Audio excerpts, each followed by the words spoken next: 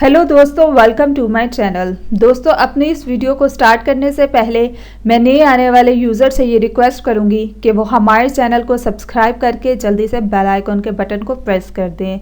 आज के इस वीडियो में मैं आप लोगों को एक ऐसा घरेलू और आसान टोटका बताऊंगी जिसको यूज़ करने से आपको बहुत फ़ायदा होगा।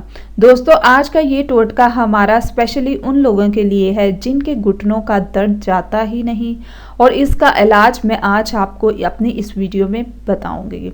दोस्तों, घुटनों का दर्द नया हो या पुराना, आज इस दर्द से आपकी जान छूट जाएगी।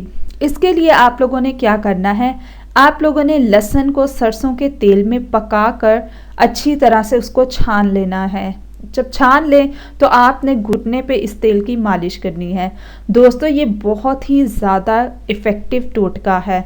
इसको आप लोग ज़रूर यूज़ करें और अपने उन दोस्तों को भी बताएं जिनको इनकी बहुत सख्त ज़रूरत है।